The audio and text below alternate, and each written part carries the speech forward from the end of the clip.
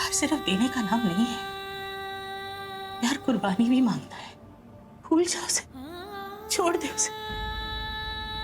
बड़े बुजुर्ग भी कहते हैं कि अगर इंसान अपनी जिंदगी के शुरुआती दौर में बहुत दुख झेल लेता है ना, तो आगे का जीवन बहुत अच्छा गुजरता है। और इससे बड़ा दुख तो तेरे लिए कुछ हो ही नहीं सकता।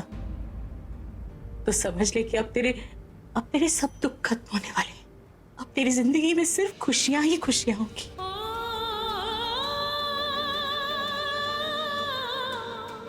पीछे हट जा प्रज्ञा, पीछे हट जा।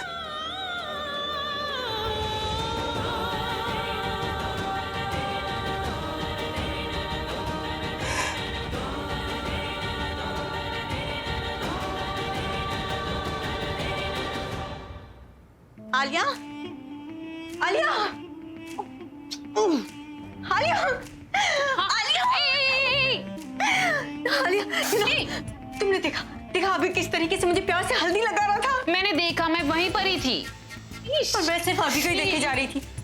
ओह माय गॉड, उसकी आंखों में पहली बार मैंने अपने लिए इतना प्यार देखा। मुझे यकीन नहीं हो रहा मैं अभी से शादी कर रही हूँ। यकीन नहीं हो रहा मैंने प्रज्ञा को इतनी आसानी से हरा दिया। ओह माय गॉड, इस तरीके से हराया कि दोबारा मुझे अपनी शक्ल नहीं दिखाएगी। और मुझे तो लगता है वो शादी पे भी नहीं आएगी। तभी तो देखा तुमने, मैंने उसे इनवाइट किया और वो यहाँ पे भी नहीं आई। इससे कहते किसी का नामो निशान मिटा देना। Alia, oh my God, stay away, दूर दूर दूर। आई एम लाइक, उस प्रज्ञा के चक्कर में पूरी हल्दी तुमने मुझ पर लगा दी यार। अपने बेस्ट फ्रेंड के लिए इतना भी नहीं कर सकती क्या? देखो ना, what is this nonsense.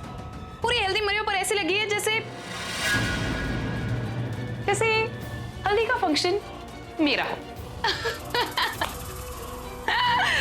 I'm so happy for you. Finally तुम हंसी तो सही। Actually you're right. इतने टाइम बाद ना इतना फ्री फील हो रहा था ना। उस प्रज्ञा ने हमारी लाइफ एकदम हेल बना दी थी। अब उसके घर से जाने से सब कुछ एकदम वेल, आई मीन फाइन होने वाला है। I'm so happy. No. अब इसे साफ कौन करेगा? तुम। मैं करूँ। आई, दूर रहो। मैं जाकर साफ करके आती हूँ। Just relax. Stay away. I'm watching you.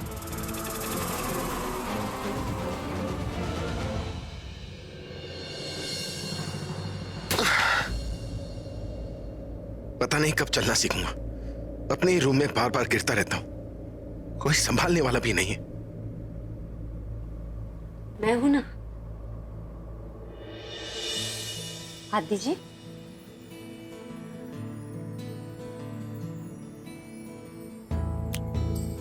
तुम? हाँ मैं, आइए।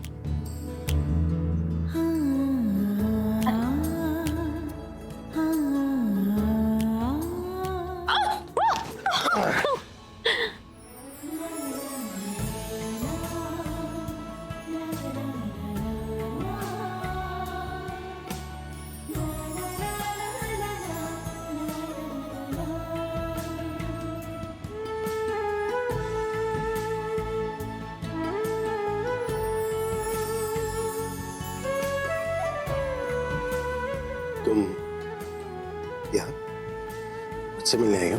और नहीं तो क्या, आप मुझे याद करेंगे तो मुझे आना ही पड़ेगा ना। और आपने ऐसा क्यों कहा? क्या कहा?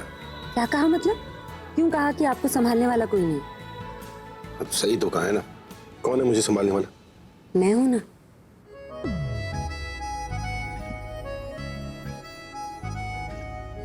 तुम? हाँ मैं। लेकिन कल ही तो मैंने तुमसे कहा था कि आपने क्या कहा उससे कोई फर्क ही नहीं पड़ता, कि मैं तो वही सुनती हूँ ना जो आपका दिल कहता है। मतलब अगर मैं गिरूंगा तो तुम मुझे संभाल लोगी? अरे गिरने नहीं दूंगी, गिरने से पहले ही संभाल लूंगी। आपका हाथ हमेशा थामे रहूंगी, चाहे आप कहीं भी हो। हमेशा आपके साथ रहूंगी, आपकी परछाई बनकर। हर अंधेरे को आपसे दूर रखूंगी। आपकी फुगी आपको इतनी फिक्र करती हो मेरी? इससे भी ज्यादा। जब सोने के लिए आंखें बंद करती हूँ ना, तो आपका चेहरा नजर आता है। सुबह आँख खोलती हूँ तो सबसे पहले आप ही का ख्याल आता है। भगवान के पास जाती हूँ तो हर दुआ में आपका नाम होता है। और कोई मुझसे पूछता है ना कि मैं कैसी हूँ, तो मुझे आपका मुस्कुराता हुआ चेहरा नजर आता है। इन शॉर्ट मैं सांस इसीलिए ले रही हूँ ताकि मेरा दिल आपके लिए धड़क पाए, ताकि मेरा दिल आपको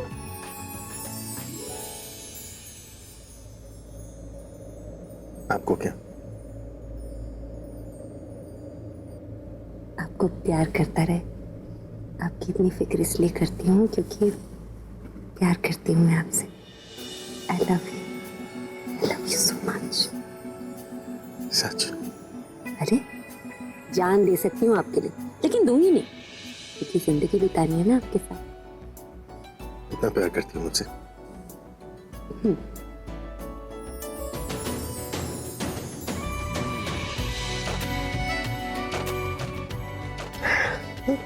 सच बताओ तो मैं भी तुमसे बहुत प्यार करता हूँ, बहुत ज्यादा।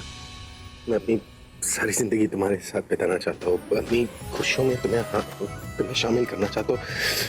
मैं अपनी हर खुशी तुम्हें देना चाहता हूँ। यकीन नहीं हो रहा। खुशी की शुरुआत करें? क्या कर रहे हो? अरे पागल हो गई।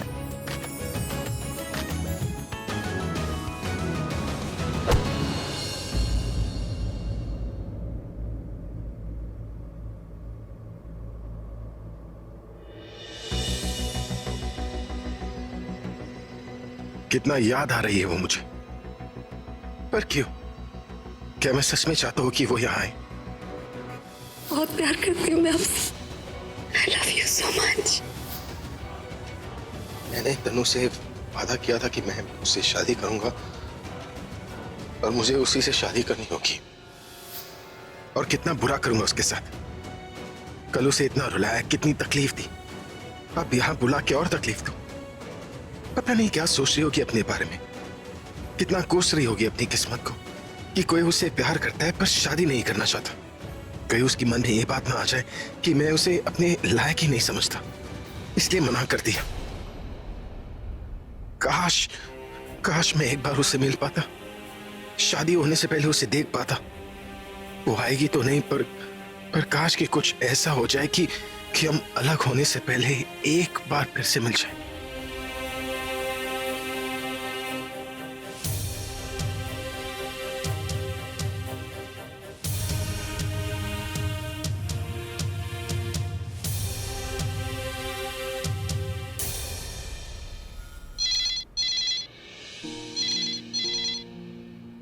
जानकी अम्मा देखना किसका फोन है।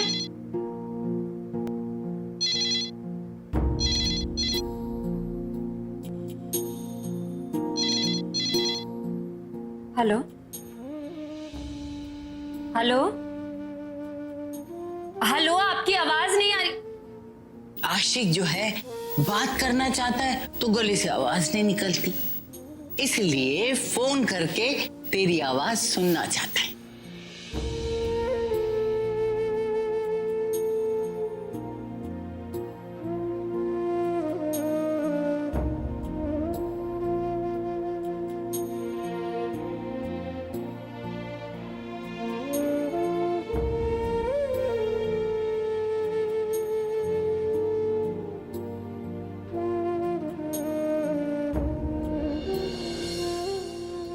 जब कुछ नहीं है कहने को तो क्यों किया फोन?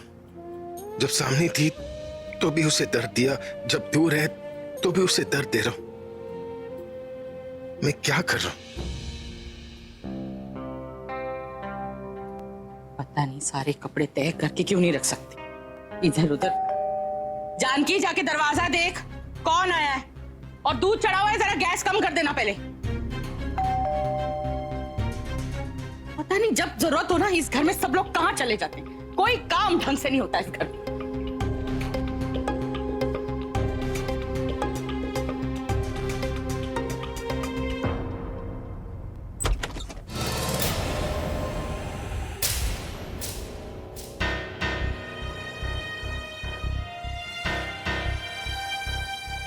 क्या मैं अंदर आ सकती हूँ?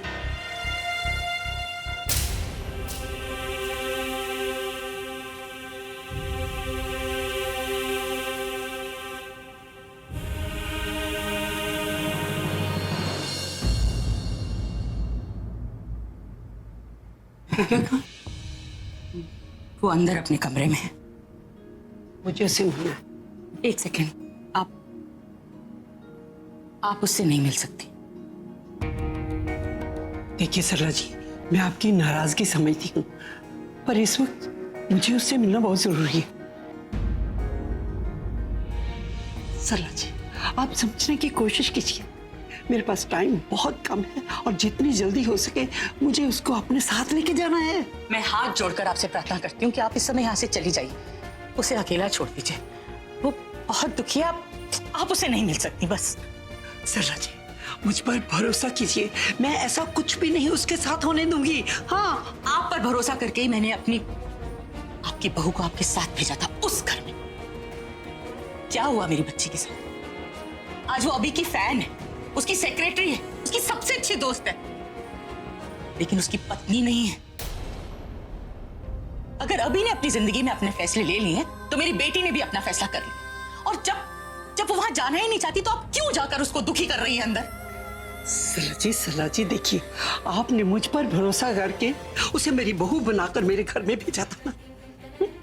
आज भी आप मुझ पर भरोसा कीजिए और सुनिए, अभी की शादी अभी हुई नहीं है। आज भी मैं आपकी बेटी की सास हूँ और इस वक्त मैं आपकी बेटी से नहीं, अपनी बहू से मिलने आई हूँ। मुझे मत रोकिए।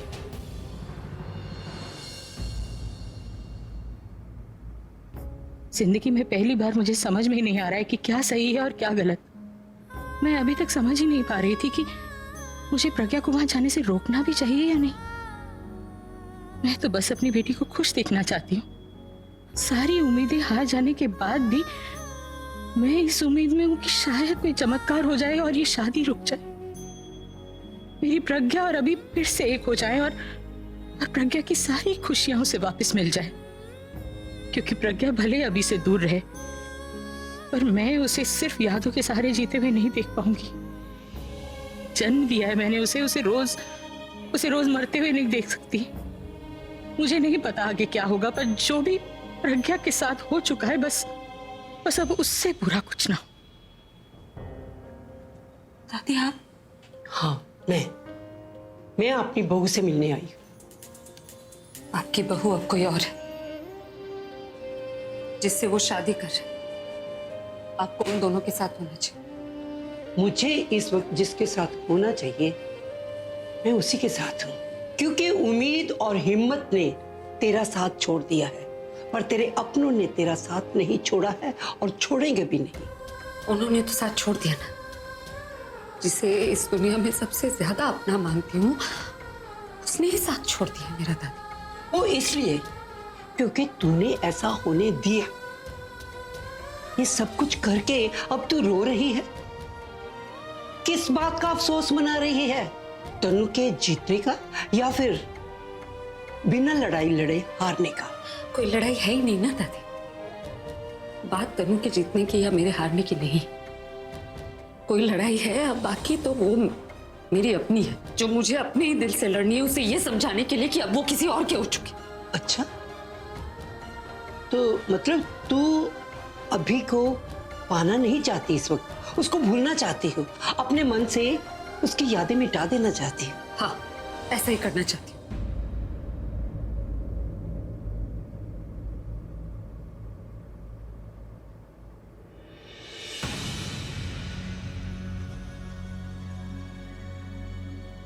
अपने कमरे से तो इसे निकाल नहीं पाई, फिर अपने मन से कैसे निकालोगी? और जब तूने किसी और का इसे मान ही लिया है, फिर किस हक से ये फोटो अपने पास रख रही है?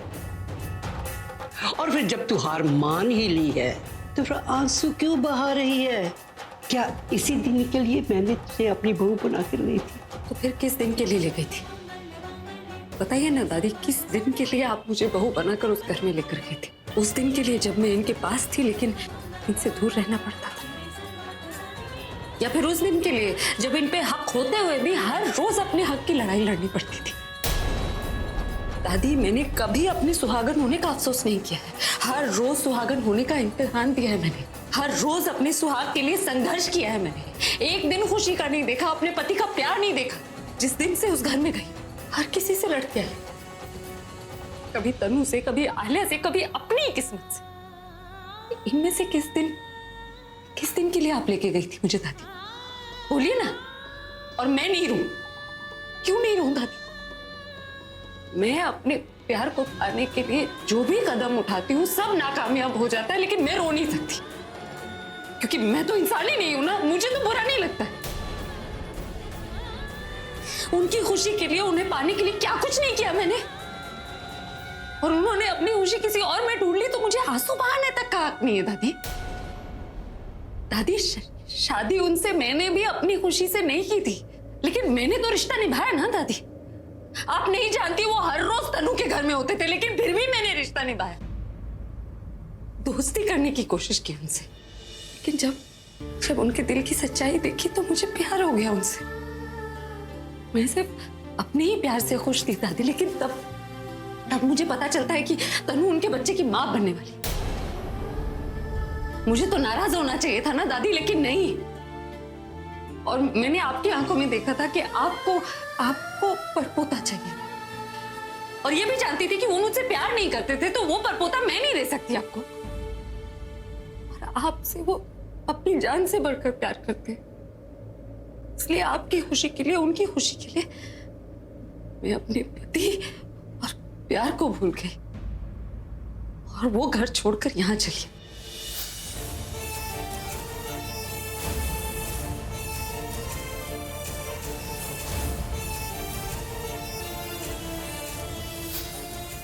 इससे बड़ा कोई इम्तिहान कोई सुहागन नहीं दे पाएगी दादी, लेकिन मेरा इम्तिहान तो वहां भी खत्म नहीं हुआ।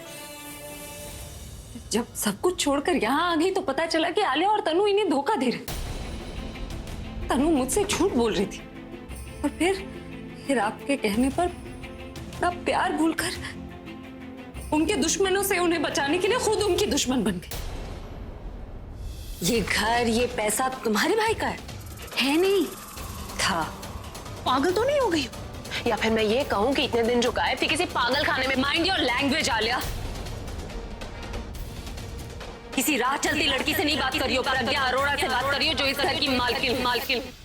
जिन आंखों में प्यार देखना चाहती थी, उन्हीं आंखों में नफरत ढूंढने लगी। और जब नफरत दिखने लगी तो बहुत बुरा लगता था, लेकिन तब भी मुझे रोने का हक कहाँ था। रोती थी, लेकिन इनके सामने नहीं, छिप छिप कर। इससे बड़ा इम्तिहान तो नहीं दे सकती ना दादी। जब सब कुछ ठीक होने लगा था, मैंने आलिया और तनु की सच्चाई इन्हें बता दी।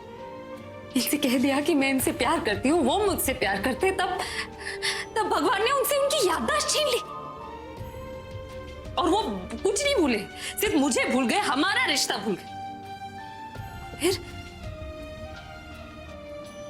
फिर उनकी जिंदगी बेहतर हो सके, इसलिए मुझे उनकी जिंदगी से दूर जाना पड़ा।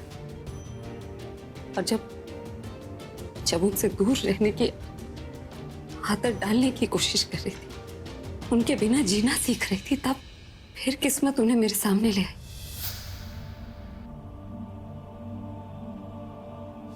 जिंदगी को पहेली और मुझे एक अजनबी बनाकर। उस पहेली का जवाब मेरे पास नहीं था दादी। इनसे प्यार करते हुए भी मैंने कभी ये बात इनसे जाहिर नहीं की। ये मेरे सामने होते थे, लेकिन अपनी फीलिंग्स के बारे में या मेरे रिश्ते के बारे में मैंने कभी इनसे कुछ नहीं कहा, यही सोच के कि मैंने अगर इनसे सच कह दिया तो इनके दिमाग पर गलत असर पड़ सकता है। लेकिन शायद हमारा प्यार इनके दिमाग से चला गया था, लेकिन इनके दिल से नहीं। मैं कितना भी इनसे दूर रहने की कोशिश करती थी, ये मेरे करीब आते थे। मुझे अच्छा लगता था, खुशी होती थी, इसलिए मैं भी इनके करीब जाने लगी। मुझे लगता था जैसे सब कुछ ठीक हो जाएगा, हम फिर से हमेशा के लिए एक हो जाएंगे, लेकिन उल्टा ही हो गया। मेरा उनको मंगलसूत्र सब छिन गया मुझसे। उन्होंने कहा मुझसे, मैं प्यार करता हूं तुमसे, शादी करना चाहता हूं, लेकिन करूंगा नहीं।